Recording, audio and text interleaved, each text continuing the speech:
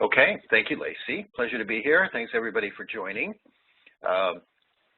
We have, I guess, a couple of purposes with this webinar. As Lacey mentioned, we try to have a webinar about a month before each of our programs, and so those of you that noticed this slide, we've got a number of upcoming programs. This webinar probably has the most to do with our strategic partnership with Impact program on October 20th and 22nd. That's in San Francisco, and let me just give a quick call out to McKesson for hosting that program for us. So I've tried to sort of orient the webinar a bit around some of the tools and topics that we cover in that particular session, but in a way that hopefully is new and that connects it to some of the more recent work that I've been doing and that we've been doing at the center. So with that in mind, let me see if we can orient ourselves a little bit here to what I'm talking about. The sort of overarching background on this is that we've been doing a good deal of work for the last several years. Many of you have participated in that work. Many of you are aware of it if you've attended our sponsor meeting or the programs with Ian Ziskin. And roughly speaking, broadly, we've been calling that the future of HR work. And so I just want to pause for a minute on this. That work has been about 3 or 4 years in the making. It's evolved into a consortium of about 30 chief HR officers and others that they've recruited who have been volunteering to essentially answer the question of what would the step change look like that would prepare and create a profession of HR that is ready to meet its potential over the next 10 years. And so one part of that has been to coalesce several initiatives here. And the first one being the idea of having a common understanding about how HR helps organizations achieve their mission or win. In other words, what is the value, what is the difference between having good versus great HR in your organization? The consensus being that while we all have models, the clarity about the answer to that question is often less than we'd like, and I'll return to that as we go through today. So that's one where they said, you know, if we had a more common model, something that leaders outside the profession were required or knew they needed to learn, something like the model of how the theory of the firm works in finance. The second one is improving the expectations of key constituents like investors, leadership teams, boards, and employees. Again, the idea there being that what these leaders observe and what I observe is that very often the key constituents have very different expectations or often relatively limited expectations. They see HR as a compliance function and efficiency function. We've all talked all about that. The work that Ed and I have been doing in the survey that we do suggests that there is still a very traditional view of HR among those key constituents. And again, one of the underlying themes here is that constituents often don't have a language for expressing what it is that they should or would like to see, or knowing what they should be asking for when it comes to HR. Rewiring the work of HR, the third one there, has to do with really the operating models and the tools that HR uses. That would include things like the potential to move HR to the cloud, the potential to make a good deal of HR work app-driven, as well as some of the things that my colleagues Chris Worley and Sue Moorman work on in particular, which has to do with the structure of the HR organization and how we match or don't match that structure to the organization's structure more broadly. That also has a good deal to do with rewiring the work of HR to fit a world in which work will happen very differently, which I'll talk about today. And then finally, ensuring the HR talent pipeline. Again, the impression of this CHRO group, there was recently a blog that my good friend and colleague Jay Moldenauer Salazar posted on LinkedIn, but there is a kind of consensus that the pipeline could be more reliable, that it could better tap the best and the brightest, that the best and the brightest would have a more reliable career path to the kinds of positions where they can make a big impact, and that we would have an enhanced set of capabilities that would prepare people for the future. One of the things that comes out of that work is the idea that we may be seeing a pipeline evolve where the starting point for an HR career or a CHRO role is likely to be in procurement or marketing or finance or something like that. And again, I'll touch on that a little bit as we go through today. So what's going on at the center, what's going on with me, is I'm immersed in this project with outcomes like this and with a kind of line in the sand from these HR HR leaders saying we need to do more, we need to accelerate the development in these 4 areas. So there's a great deal of work going on there. Now, let me see if I can relate that back to some of the things that we're going to talk about in the seminar and some of the things that I've talked about over the years. Undoubtedly, there will be enhanced models for this idea of aligning HR value with organization success. This is the model that I've used for a long time. It's a model that Pete and I put together in Beyond HR. And in some ways, for me anyway, it serves as a useful way to have a dialogue about what it is that constituents really want and how do they see, or how should they see, the connection points between great HR and organization success. Now, as you can see, not to dwell on it too much, many of you know it, but it basically says we ought to have a pretty clear connection between the investments we make, the internal policies and practices of HR that creates, how that affects the workforce in boxes 3, 4, and 5, and then how that workforce effect has an impact on the places that are most pivotal, which is boxes 1 and 2. And again, when I have a dialogue with organization leaders, what I find is that dividing the types of effects into those 3 anchor points is helpful. Sometimes what leaders believe is the HR contribution is essentially efficiency at the bottom. I want you to run your operation, and I want you to run it in the most frugal way possible. I want to see a lot of policies and practices, and I want to see as little money and other resources spent on them as possible. There's nothing wrong with that. It's a bit limited, but it is often the mindset that leaders have. And I have a colleague, formerly a Microsoft employee, who did his PhD on the mindsets of HR leaders and business leaders, and these 3 areas kind of come out. And a lot of them are really thinking efficiency when they mention HR. The second one is effectiveness, which is when we do our policies and practices, does the organization and the talent change very much? If we train people, do they learn?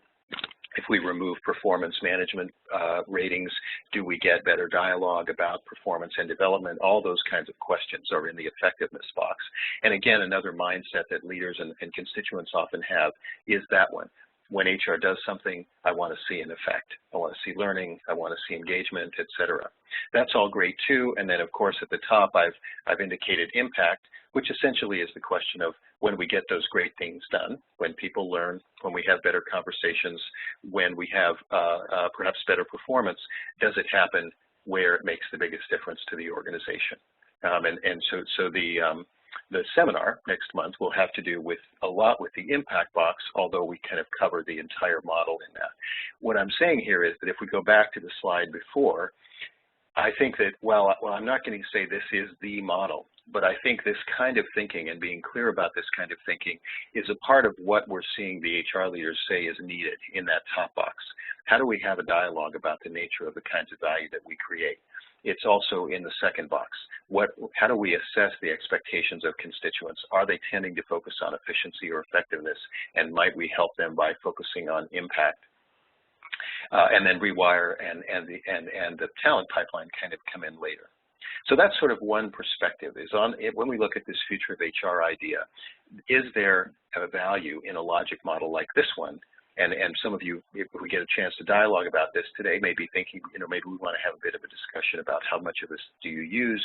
Do you also find that your constituents tend to focus on effectiveness and efficiency? That's certainly what the data from Ed and me show, even though having an effect in all 3 boxes is strongly related to HR's strategic role and in some sense to organizational effectiveness.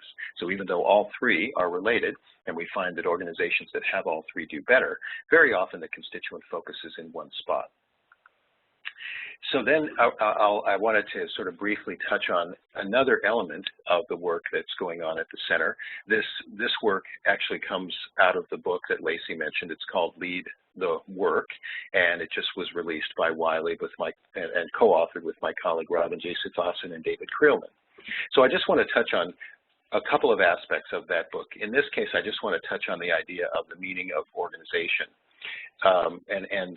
What's happening with work is that organizations that used to look like the left upper box, which is we had a pretty solid boundary that we could define, and inside the boundary we had employees doing work, and outside the boundary we had other people, and that makes a lot of sense if you think about sourcing people from outside to in, or people turning over from inside to out, or engaging the people that are inside that box. What's happening is that, as many of you know, whether you've read about Uber, whether you've read about things like Topcoder, et cetera, and I'll give you some more examples, that idea is changing. Now, it's not that we won't have employees. It's not that many people won't work inside an organization boundary. But what's basically going on is that the people and the boxes have more opportunity to exist outside. So that boundary becomes a dotted line, and the ecosystem becomes more of a cloud with people moving in and through and across that boundary, but in a much more permeable way. You can also see on the right that a lot of you are already doing this with your organization design, where you think about the functions you have needing to be owned inside of the rectangle of your organization, that's the top box, or that we actually move the functions out. So we may outsource, something like production. Again, the headlines today are a lot about the NLRB ruling, that it's possible that the employees that work for, in this case, a distribution center, and are contracted through another employer may now be deemed as joint employees of the company that hired the contractor. So some very big issues going on now about the legislative, social, and work implications of this organization boundary change.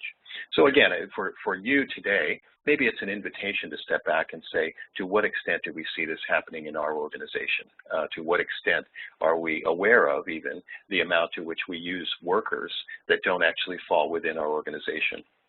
I was talking to a colleague who does a lot of work in this area, and she said it's not unusual for managers to think that all the work that they have being done is done by their employees, but in fact, much of the work is done by outsourced contractors. And the reason they don't see it is that it's run through procurement, not through HR. So again, just a question here. This organization boundary permeability, I think, opens up some ways that we can discuss some of the tools that come up in that earlier model, especially the impact tools. So I will remind you of an example that Pete and I used in Beyond HR and that I've used in retooling.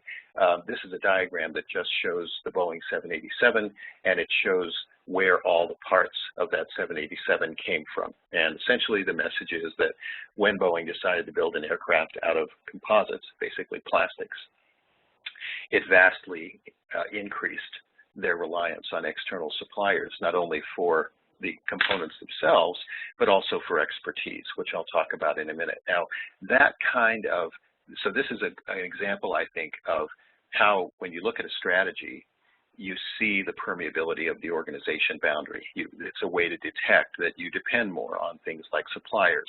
So this isn't just about contracting for workers, et cetera. This is about a more fundamental question of how permeable is your boundary in general, your supply chain boundary, your marketing boundary, and et cetera. And I'll give you some examples in the workforce going through. So if we think about that idea, maybe our organization boundary is getting more permeable, then in the book we suggested that there is a framework that we can use to think about how we address that in the way that we construct the work. And I'm not going to go through this in great detail, but the idea is, the first one we will talk about quite a bit is the assignment. So can we deconstruct it? In other words, if you have a job that contains 5 or 6 things in it, maybe some leadership things, some technical things, et cetera, does it make sense to pull that job apart, get the leadership separate from the technical, et cetera, and at least consider whether each part of the work might be done better than by composing it all into one job? How widely do we disperse the work, whether it's to platforms, to contractors, et cetera? And how much are we willing to let the work be different from a regular employment contract, maybe even never meeting the person, just contracting on the web? Same thing with the organization. A few questions there about how much do we want to let it be permeated. Once you let it be permeable, you end up considering interlinking with things like contractors, outsourcers, et cetera. And the next one would be collaboration. I'll talk about that in a minute, where you actually, in a sense, begin to trust them and begin to share things with them. And then probably the most extreme version is you flex your boundary to acquire an organization and bring everybody inside, and then you flex the boundary back when you let some of those folks go, or you let the unit go. And then finally, there are some questions about rewards at the bottom, about how quickly to give the reward. On the web, you can basically give the reward immediately upon finishing the task. How much do we individualize? How much do we try to make the reward fit the person? And how much are we willing to imagine rewards that aren't the usual pay, benefits, working hours, et cetera? Now, I'm not going to touch on all those dimensions, but if you're going to navigate this new world and you're going to use dimensions like this to do that, the idea would be that you and your teams would be sitting down and saying, have we considered alternative ways to get the work done and the implications in these three areas? Now, the more that I'm working with this model, the more that I'm finding that some of the tools about connecting talent to strategy actually become pretty vital here. And so I want to give you a few examples of that as we go through and maybe get you thinking a little bit about whether some of this applies in your own organization. Just in case, let me stop there since we've kind of set the stage here and I've covered a number of kind of a myriad of things that we're working on here at the center. I'm about to start in and say, how do we think about the work within some of these different initiatives or some of these different changes? So I'm going to stop, and I'm just going to see if there's any questions, maybe clarification or challenges or something like that at this point. And Carrie or Lacey, I'll let you instruct people how to do that. So I don't have a question in the chat box yet, but let's give everybody a minute or so in case people want to type in the chat box or raise their hand.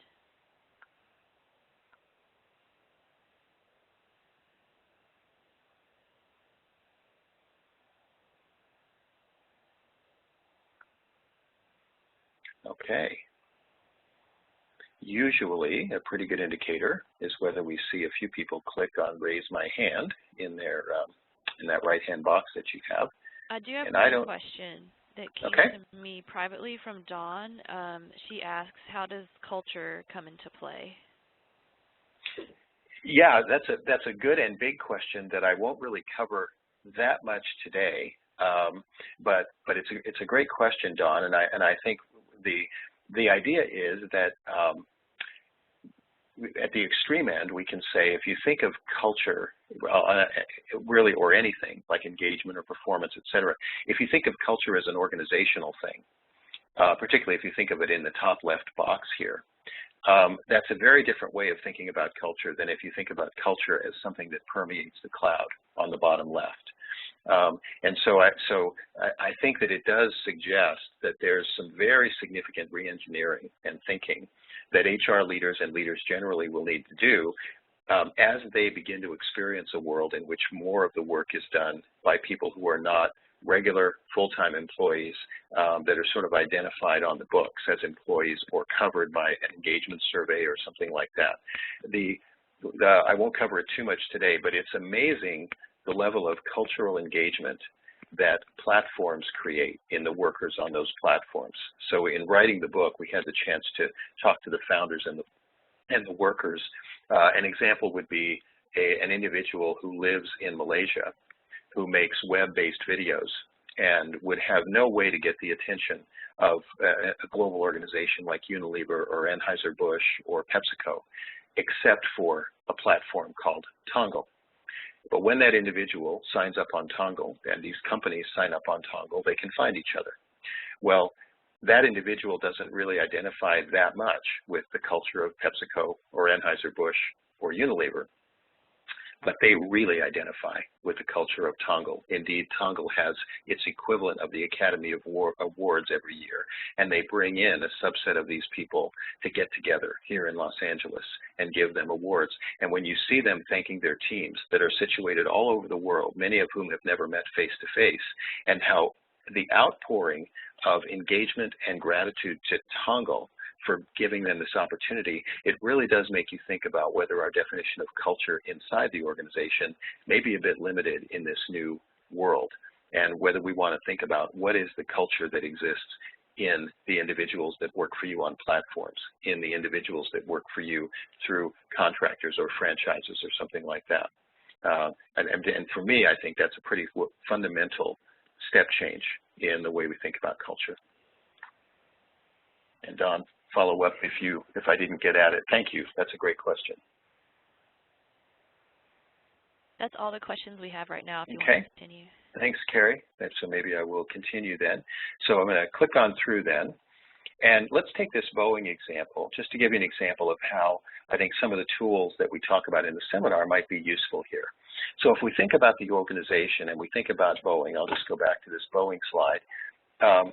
Again, one of the things we talk about at length in the class is the idea that this kind of a strategy change to make an aircraft out of composites changes the nature of the work. That's obvious. A very good question would be, where is the change in the work going to be what I would call most pivotal? That is, where will it make the biggest difference to our strategic success? Well, the shorthand of the story that we cover more in depth later in the session is that when you work with suppliers, lots of roles change, but one of the things that happens is the suppliers know more about the composites than the engineers in Boeing. And what that means, and this is a diagram we use a lot in the seminar, if we look at the bottom of this diagram, what I've depicted here is a graph with strategic value on the left and performance on the right. So basically, this is a graphical way of illustrating how much value is there in improving performance. In the pre-787 world on the left, what you see is that when Boeing's engineers were the world's expert on making aircraft out of aluminum, the difference between good versus great on technical engineering was massively valuable, because Boeing engineers basically gave the specs to suppliers and said, deliver on those.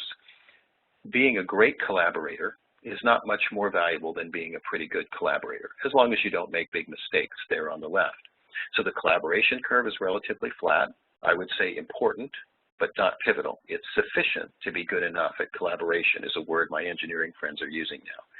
Technical engineering, on the other hand, is the part of the job where good versus great matters. Notice how I'm deconstructing the job of an engineer. There's some collaboration in it, there's some technical engineering in it. If we just lump that all together and say our engineer's pivotal, we end up saying yes, but we miss the nuance. Now, that nuance really comes into play with a permeable organization, because on the right-hand side, when we're making planes out of composites, that means you're giving suppliers parameters. You know, we need a wing box that does X, not so much I need you to build a wing box to these specifications. What it means is you want your vendors to share their best ideas with you. You want them deeply engaged with you. And what I've drawn on the bottom is the result of a discussion about that is if we deconstructed the engineer job and we drew the graph and said, where does good versus great performance make a big difference and where is sufficiency enough, you actually see a 180-degree shift. The strongest contribution from engineer may well now be their ability to collaborate with a vendor so that they are committed to the project, committed to Boeing, and offer Boeing their best ideas.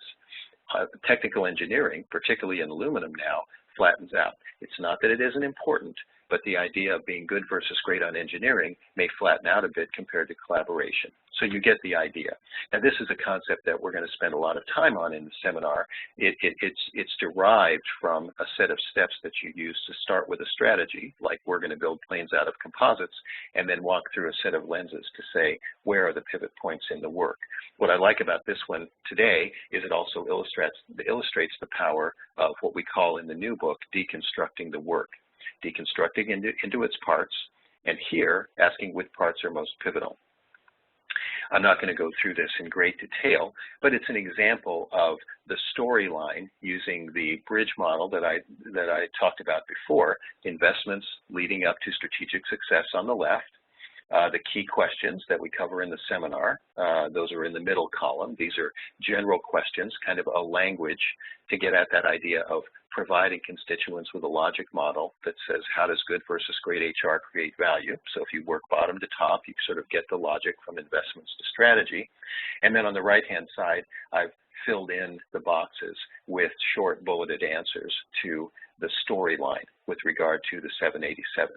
So in that middle interactions and actions part, you see that a key pivot point becomes engineers understanding that dictating specifications is no longer your job, collaborative design is more your job, and suppliers are the collaborators.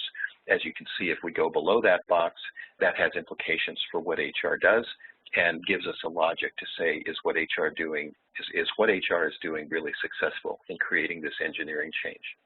So you get the idea. Again, kind of perhaps an answer to the beginning of our thinking about what the logic looks like between great HR and organization success. Some answer to the idea of how do we have a language with constituents that can be clearer about where we're adding value, and then this idea of deconstructing the work to understand the real implications of a permeable organization boundary on the actual workers. Let me return to Don's question here, about culture and capacity, culture. If you look at that culture and capacity box, the box third up from the bottom, one of the things that Boeing very successfully did was to create a culture among its engineering group and among its suppliers that was much more about celebrating collaboration across the boundary. I'll just give you one example that we talk about in the seminar. I got a copy of the Boeing Employee magazine that was published around the time of this endeavor. And on the cover are 4 gentlemen, all of whom are working diligently on a technical problem under the body of a 747 aircraft.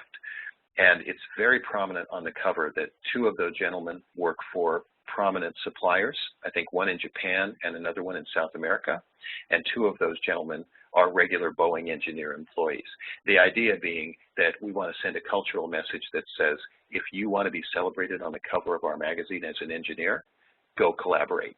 And we want to take a picture of you collaborating. Very, very different than a culture that maybe inadvertently or explicitly celebrates only the technical capability of the engineers.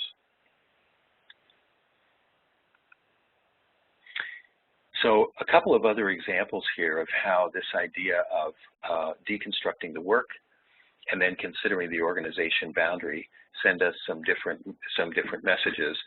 I want to share with you an example again that's in the book, Lead the Work. This one I like because it doesn't require using a platform, outsourcing, crowdsourcing. It doesn't require that you break your paradigm of employees being regular and full-time employed. It does, however, require a big break in your paradigm. Siemens invented a hearing aid for children. Terrific. Siemens, as many of you know, is a high-tech company, but it tends to make big infrastructure things like elevators, monorails, etc. Siemens builds this hearing aid for children.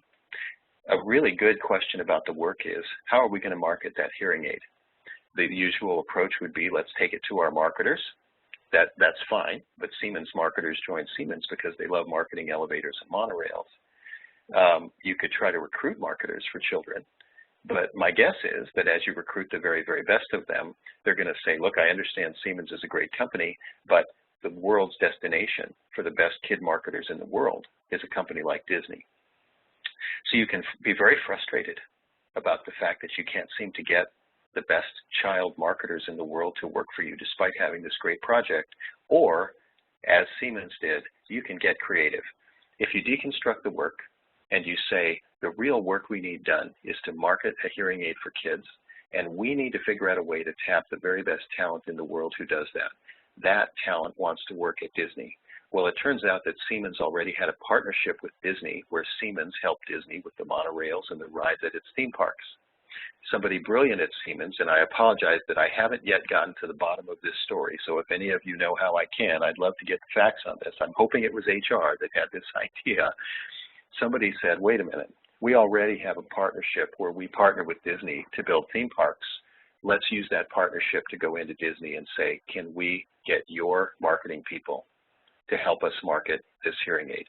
Everybody stays employed by their organization, but we permeate the boundary, and Disney sends its employees to Siemens in order to help them, and Siemens borrows the employees to help market. In terms of the diagram we just drew, if you think about it as a difference between the talent that Siemens is good at building on the left, very, very pivotal on building the innovative hearing aid, but the difference between good and great at Siemens on marketing to kids is pretty flat given the population they attract. At Disney, the difference between good and great on building a hearing aid is probably pretty flat, but the pivot point on marketing to kids, the difference between good and great at marketing to kids is a fundamental element of Disney's strategy. So it shouldn't surprise us that the best talent for innovating in hearing aids is going to be at Siemens, and the best talent for innovating on marketing to kids is going to be at Disney. Again, not to stretch the metaphor too much, but I'm hoping you can see how deconstructing the work that we have and then considering these curves and how those curves lay up against our strategy, our culture, and our history gives us some insights about where the best talent might be. And in this case, that led to this kind of creativity about marking the hearing aid. And you can see this all over the web if you just do a search engine search on Disney, Siemens, hearing aid for kids, etc. As you can see, the hearing aid is there in the middle. Extraordinary accomplishment in terms of technical capability, but you can also see the marketing, very much Disney-oriented. One of the elements of this was a storybook about, I believe it was an animal character that hears differently from the other animals. It's just brilliant. And with all due respect to Siemens, probably not something that Siemens marketers would have come up first. So again, this story to me captures a lot of what we're talking about here.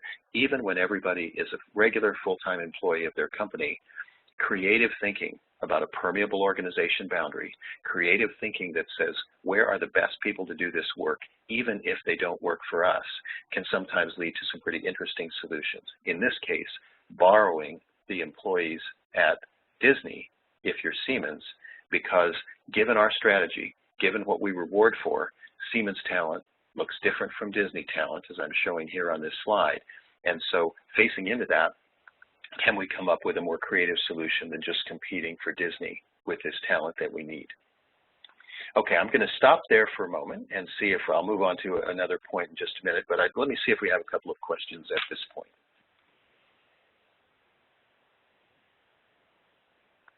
So I think I see. We have a hand up, and I think it's. Is it Tammy? Is that Tammy? Yeah, let me unmute. You can go ahead with your question. Thanks. Sure. I guess I'm sure you've had this question before, but just, from an HR perspective, going outside that boundary to sort of suggest that, let's say in the Siemens example, that you'd find the solution from an external marketing team. It just seems really, that's a difficult conversation right at the C-suite level.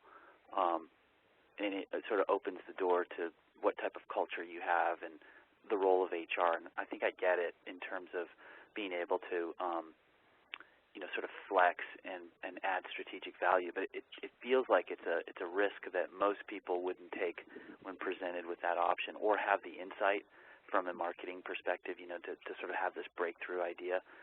And I sort of wonder whether you had some thoughts around that, or is that sort of part of the gap that exists, the skill gap, or being able to sort of think strategically or creatively outside of sort of the HR box to sort of make those strategic value contributions. But it practically feels very risky, right, for someone to sort of stick their neck out and suggest that their colleague, the solution exists outside, or, you know what I mean? Like, so I'll leave it at that and let you comment to the group.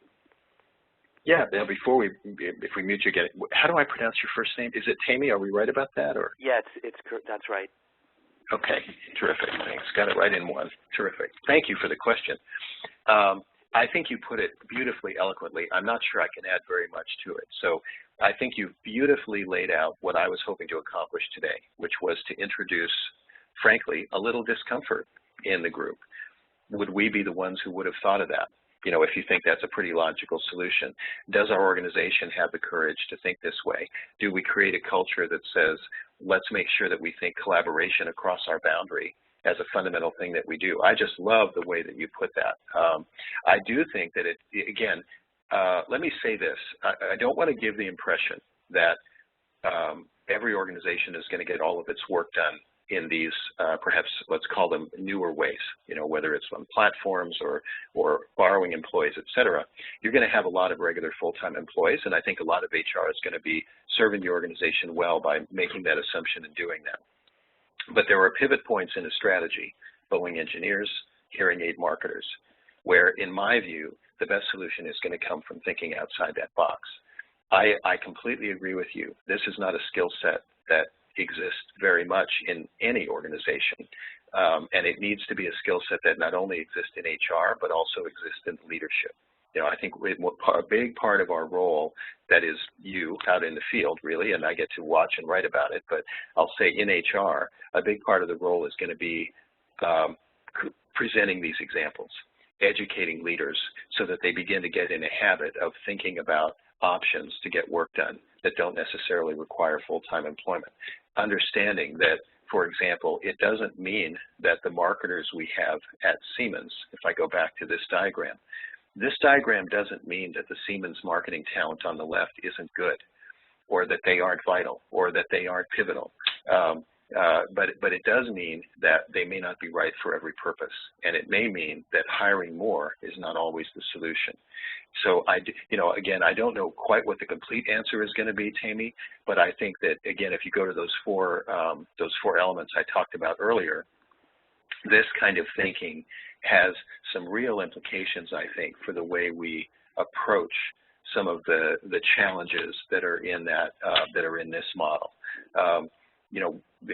How well do we understand the alignment between good versus great HR and value creation? And should good versus great HR include at least the ability to think about these options? Should our constituents maybe frame their expectations not so much in terms of are we engaging, motivating, and generating the best employee group in the world, but maybe the expectation of HR ought to be, do you get the best workers in the world to work for us in whatever way possible? Are you more of a workplace engineer, et cetera?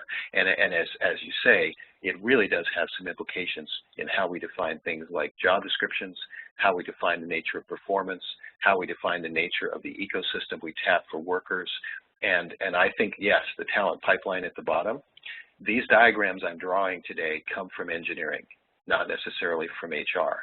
So perhaps the place we look for the solution to making this a part of our culture, a part of HR, is we may need to look to maybe a design engineer or something like that who's already familiar with these principles, with these curves, and can help us to bring those curves to bear in the world of HR. And that's exactly what you see some organizations doing. I was just talking with a colleague last week at our symposium in Chicago about this, and he said we've actually filled our performance management group and our strategy group with physicists and with engineers and with people that are good at drawing curves like this and seeing relationships like this. So again, I just want to really reinforce, Tammy, the insight of your question. I don't know that I apologize in a sense in that I don't really have an answer yet to the question you have. But again, my offering here is perhaps some of the things I'm talking about might be a humble set of initial steps on the way. Thanks very much. Is it time for just one quick follow-up on that? Sure. Yep. So I think this is really fantastic stuff, right? It's sort of forcing you into sort of outside of the box, outside of your comfort zone. And it seems like within HR, there's sort of like a tendency to sort of pull the levers that HR has access to. So it's more about developing your talent or growing the talent that you need, and this is sort of presenting a different option in terms of bypassing all those tools and levers and sort of going outside, acquiring it or developing it or sharing it. And that may be part of the challenge too, is that you sort of have certain tools that are classically available that are part of the expectation of what HR does. You train people, you develop them. And so if you're presenting a solution that bypasses that, it creates organizational discomfort, not to mention if it steps on the toes of another function. Yeah, very, very well put. I thank you so much for being on the call and for the terrific insights. Again, I'm almost at a loss of what I can say to say it better. I'm going to just make one point. I'm going to drop down to this slide later on. It's slide 23 in the deck. I'm jumping around a bit.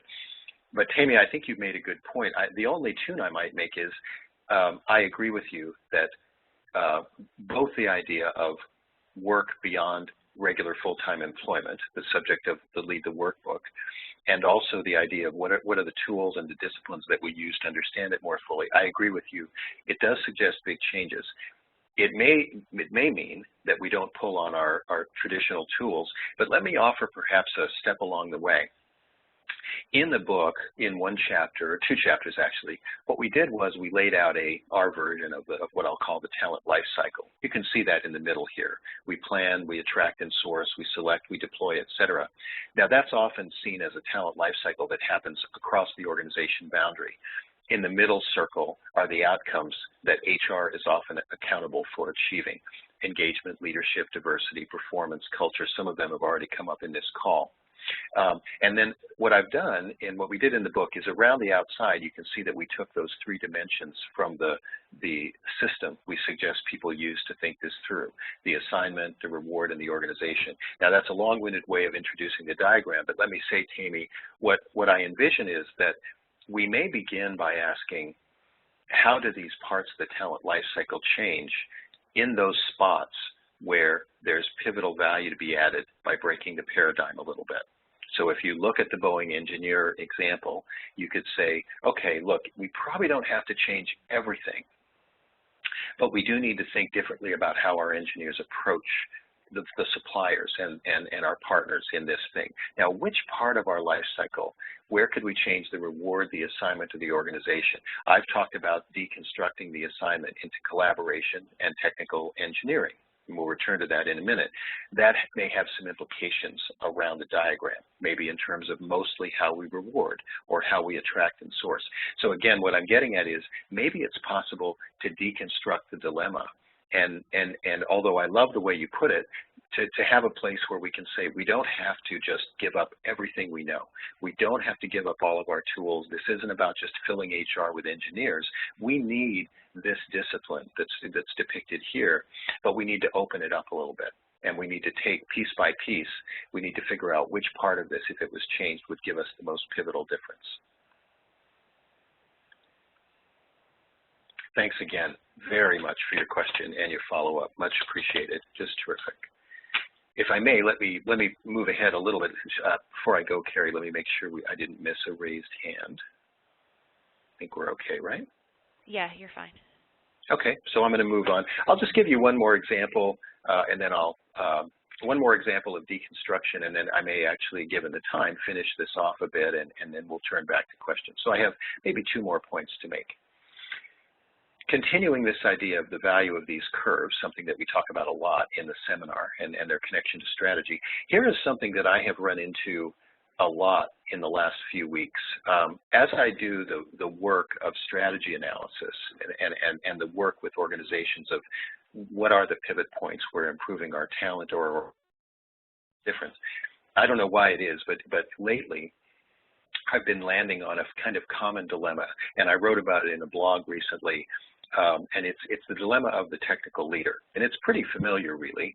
We have a job description. You can pick your thing, you know, lead scientist in some of your organizations, lead software development manager in others of your organizations, something like an R&D leader or manager. Excuse me, those job descriptions often have a long list of qualifications or KPIs. And I've just stylized them here. Some of the KPIs have about being a great inventor. Some of the KPIs are about leading other inventors well. And some of the KPIs are about, once we get these things invented, how good are you at interfacing with the system? Think about an R&D system, a pharmaceutical system, or even something like the Bill and Melinda Gates Foundation, where you have big thinkers, but part of their job is also to execute on programs. You get the idea. What I'm finding is that when I talk to the people in those jobs, or the people that manage people in those jobs, because the job description contains all of these things, and because KPIs are communicated this way, you get the impression that everything is equally pivotal, and that basically you need to be great at everything. Now that can really, now in fact, when I talk to people about the way they do the work, and I invite them to draw graphs like the ones we've seen, what I often find is there are several ways we can do many permutations of the shape of these curves. But what I've begun doing is saying, let's take that job description or those KPIs, let's make a list of them, and let's take each of them and ask ourselves, what does the curve look like? What I find is that these jobs exist in different challenges. We call them role challenges in the seminar. On the left is one of them. Yes, I need someone who's good enough at inventing new ideas to understand the invention process, or good enough at software programming to be respected by the software engineers, whatever that is. That's the green curve. It flattens out. If you make mistakes, it's awful, but basically good versus great isn't that big a difference when the challenge is to lead the inventors. On the other hand, there are other situations where what you really need is the best inventor in the world, because their job is to invent and to attract other great inventors to them. To be honest, the deployment of the invention is less an issue in that situation.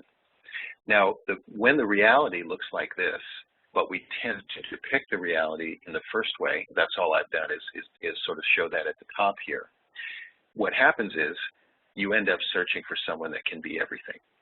And again, I wonder if you would find this familiar. So we need a great technical leader and a great inventor and a great process leader, et cetera. You end up trying to develop them to careers. You end up trying to recruit and hire them. You end up with long times to fill, big gaps in your talent pipeline. And to be honest, because the realities often look more like what I've depicted here, you end up with very frustrated leaders. People saying, I am great at leading the inventors, and yet all I hear about is the fact that I'm not publishing enough papers or that I'm not inventing enough new ideas, and yet I know every day that I am nailing this position. And you end up with, of course, at the end, poorer organization results for want of that.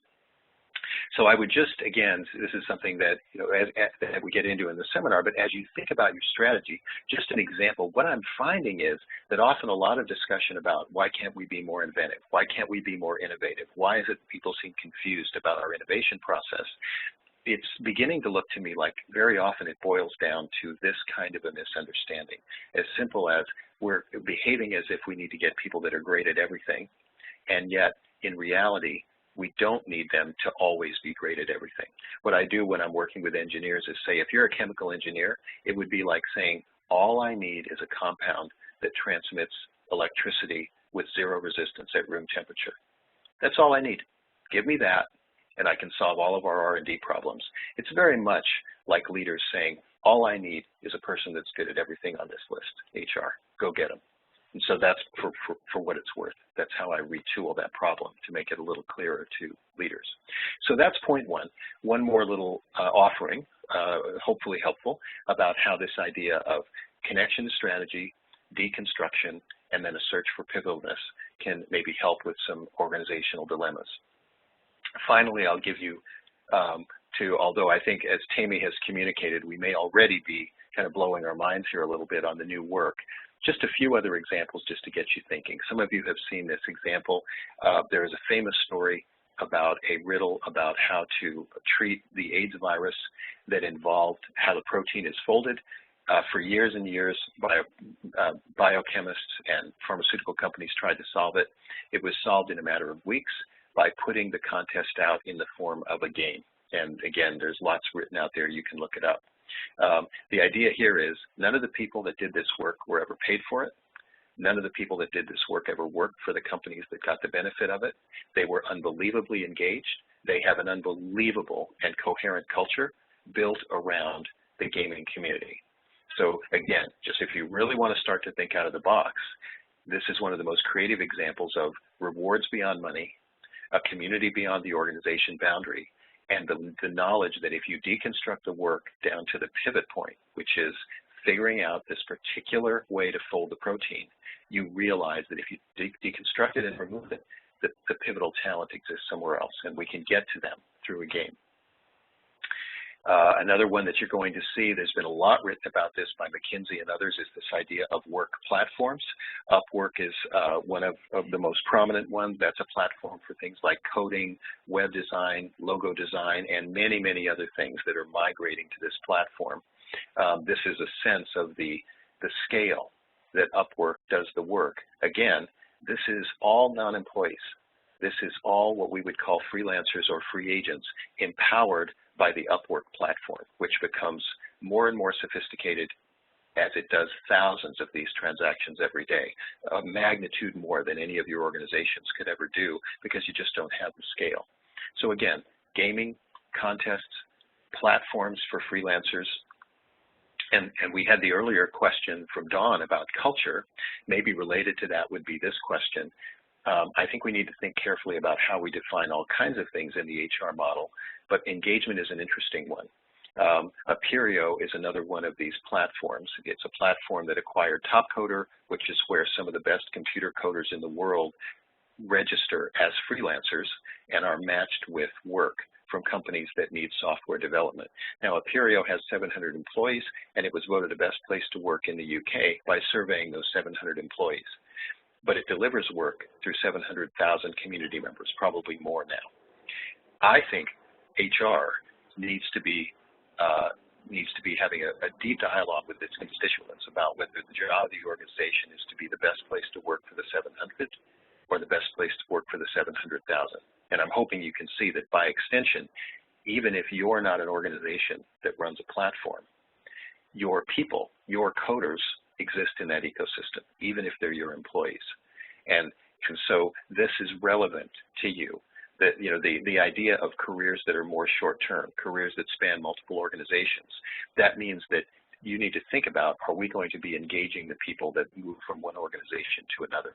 How do we engage the people that are somewhere else, but that we're going to need to work for us going forward? Again, I'm not going to spend a lot of time on it. We may do another seminar on this, actually. It's a pretty big issue. You're seeing the headlines about Uber, the headlines about the NLRB ruling. There's just an enormous amount of human interest right now in the debate about whether this shift I'm talking about from regular full-time employment being only one option in a world of many options, whether that's the most horrible thing to happen to work that we've ever seen. You can see on the left, shift all the risk to workers. We have the death of a career because there's nobody employed that long. Work gets commoditized, workers get exploited. On the other hand, you can find, I think at the moment, equally compelling arguments and a good deal of evidence that when this is done in a certain way, you actually have better transportability of skills, careers that actually exist that are much more rich and boundaryless, more precise work and worker matching, and indeed a kind of empowerment of workers. Now, I don't know, and I've written a bit about this, I don't know yet where we're going to land, but for this profession, I think HR needs to be in this debate, and we need to be having a debate about, in my view, what is good work, not just how do we catch people who are not employing people that they should. I think it's a very blunt-edged instrument to say the only way to get good work is to force employers to have regular full-time employees.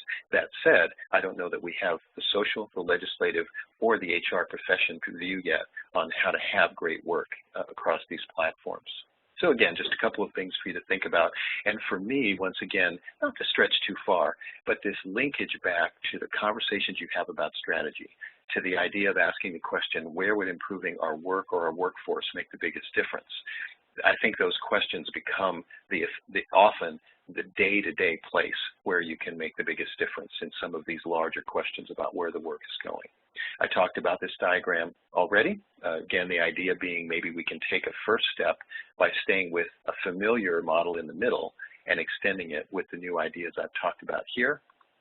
And then I will just remind you of this is an example of 4 of the lenses that we use in the seminar coming up next month. This is kind of at the top box of this diagram where we think about what do we mean by sustainable success, how is that supported by resources and processes, and then what does that tell us are the talent and organization pivot points. These are the questions that you use to kind of begin to get answers like the engineers, like deconstructing the work of our lead technical people, et cetera. And it fits, as I said, in the next slide, it fits in the top part of the, sorry, I'm just having trouble clicking out the bridge model. And with that, we have a few minutes left in case there are any other questions, though the questions we've had have been remarkably insightful. So I'll stop there. We'll see if we have a raised hand or two in the 3 minutes that we have. And again, in case we run out of time, let me thank everyone for joining, and I'm hoping this was hopefully thought-provoking and maybe even helpful as you go about your day. And again, thanks so much to Don and Tammy so far for the questions that they offered. So let's see if we have anyone eager to raise their hand here at the end.